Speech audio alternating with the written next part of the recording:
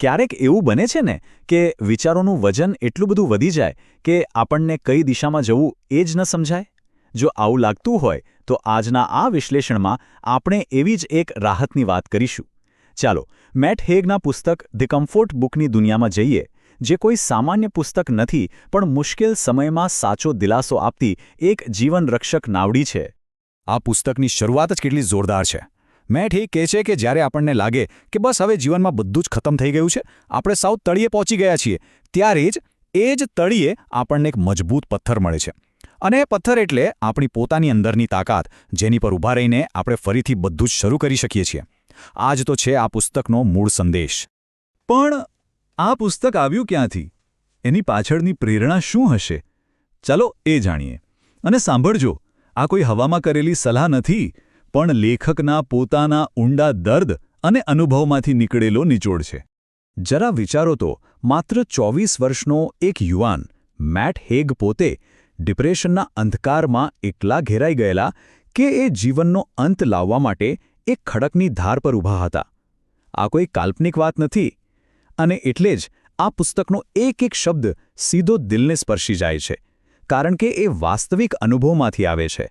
બસ એ અંતિમ પગલું ભરવાની તૈયારીમાં જ હતા, અને એ જ ક્ષણે એમના મનમાં એમના માતાપિતા અને ગર્લફ્રેન્ડનો ચહેરો આવી ગયો. એમને યાદ આવ્યું કે હજી તો કેટલુંય જીવવાનું બાકી છે, કેટલીય શક્યતાઓ રાહ જોઈ રહી છે. બસ આશાનું એક નાનકડું કિરણ જ એમને પાછા ખેંચી લાવ્યું. અને એ જ અનુભવમાંથી આ પુસ્તકનો જન્મ થયો છે. આ વાક્ય શું કહે છે?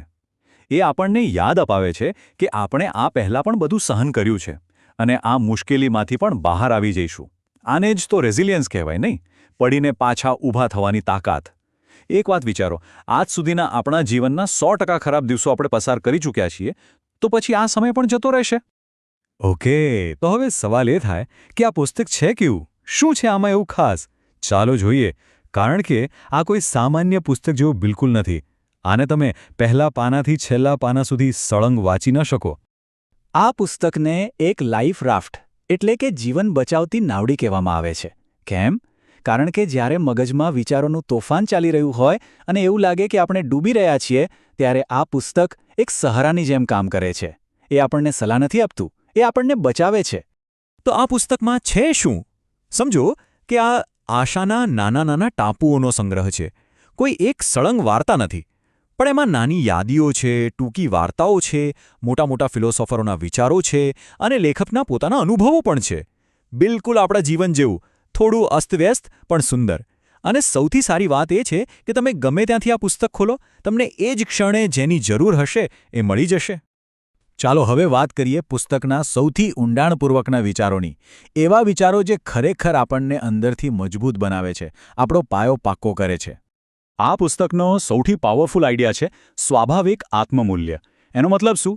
મતલબ કે આપણું મૂલ્ય કોઈ સિદ્ધિ, સારા દેખાવ કે પૈસા પર આધારિત નથી. આપણે ઘણીવાર એવું માનીએ છીએ ને કે હું સફળ થઈશ તો જ મારી કોઈ કિંમત છે.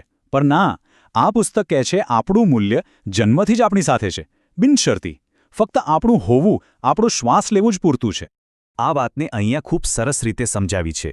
તમે મૂલ્ય સાથે જન્મ્યા છો, અને સમય જતાં એ ઘટી નથી જતું. યાદ રાખજો, આપણે હ્યુમન બીઇંગ છીએ, હ્યુમન ડુઈંગ નહીં. મતલબ કે આપણે કંઈક કરીએ એટલે આપણી કિંમત નથી, આપણે છીએ એ જ આપણી કિંમત છે. બીજો એક મહત્વનો વિચાર છે આશા વિશે. જુઓ, આશા અને ખુશી એક નથી. આ પુસ્તક કહે છે કે આશાનો મતલબ એ નથી કે બધું સારું જ થઈ જશે. ના, આશા એટલે એ સ્વીકારવું કે ભવિષ્યમાં કંઈક સારું થવાની શક્યતા છે. ભવિષ્ય કેવું હશે એ આપણને ખબર નથી, પણ એ અત્યાર કરતાં સારું હોઈ શકે છે. બસ આ જ આશા છે. જાણે કે અંધારા ઓરડામાં એક નાનકડી બારી ખુલ્લી હોય. અને ક્યારે આ નાનકડી આશાને ઓછી ના આંકતા. મેટ હેગ કહે છે, જે હાર નથી માનતી એવી નાનકડી આશાથી વધુ મજબૂત કશું જ નથી. અને ખરેખર આ પુસ્તક આપણને બસ એ જ શીખવે છે કે એ નાનકડી આશાને કેવી રીતે જીવંત રાખવી. ચાલો, તો હવે આ મોટી મોટી વાતો પરથી થોડું પ્રેક્ટિકલ બનીએ. એવી નાની નાની નક્કર વસ્તુઓ વિશે વાત કરીએ જે આપણને રોજિંદા જીવનમાં રાહત આપી શકે, દિલાસો આપી શકે. તમને પણ થતું હશે ને કે જ્યારે મગજમાં બહુ બધા વિચારો ચાલતા હોય, ત્યારે બસ એક કપ ગરમ ચા મળી જાય તો કેવું સારું લાગે. બસ આ પુસ્તક એ જ કહે છે, જ્યારે મન બેકાબૂ બને ત્યારે નાની નાની શારીરિક ક્રિયાઓ પર ધ્યાન કેન્દ્રિત કરો. એ તમને જમીન પર પાછા લાવશે. અહીં એક મસ્ત ઉદાહરણ આપ્યું છે. માની લો કે તમે ટોસ્ટ પર પીનટ બટર લગાવી રહ્યા છો. તો બસ એ જ ક્ષણમાં જીવો. બીજું કંઈ જ નહીં. ફક્ત એ બટર કેવી રીતે ફેલાઈ રહ્યું છે, એની સુગંધ કેવી છે, એના પર જ ધ્યાન આપો. આ કરવાથી શું થશે? મન ભવિષ્યની ચિંતા અને ભૂતકાળના અફસોસમાંથી બહાર આવીને વર્તમાનમાં સ્થિર થશે. એકવાર ટ્રાય કરી જોજો. અને આવી તો ઘણી બધી વસ્તુઓ હોઈ શકે છે. જેમ કે કોઈ મનપસંદ ગીત સાંભળવું, કોઈ એવી ફિલ્મ જોવી જે તમે 100 વાર જોઈ હોય, જૂના મિત્ર જેવું કોઈ પુસ્તક ફરીથી વાંચવું, ગરમા ગરમ પિઝા ખાવો, કે પછી બસ થોડું પ્રકૃતિમાં ચાલવા નીકળી પડવું. આ બધી નાની નાની વસ્તુઓ જ આપણને મોટો દિલાસો આપે છે. અને હવે આપણે આ ચર્ચાના સૌથી શક્તિશાળી અને મહત્વના ભાગ પર આવી ગયા છીએ.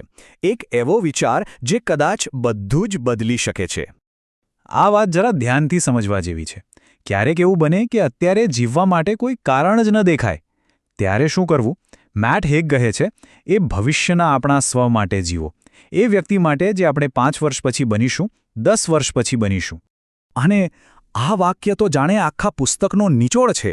એ વ્યક્તિ માટે ટકી રહો જે તમે બનશો.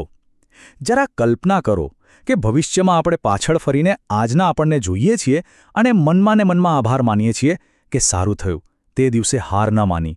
બસ આ એક વિચાર જ ટકી રહેવાની હિંમત આપી શકે છે. તો ધ કમ્ફર્ટ બુકના આ કેટલાક વિચારો હતા. યાદ રાખજો, ઘનઘોર અંધારામાં પણ આશાનું એક નાનું કિરણ ઘણું હોય છે. આ પુસ્તક એ જ કિરણ બનવાની કોશિશ કરે છે. તો અંતે એક સવાલ એ છે કે આજે આપણે પોતાના માટે આશાનો કયો નાનો દીવો પ્રગટાવીશું?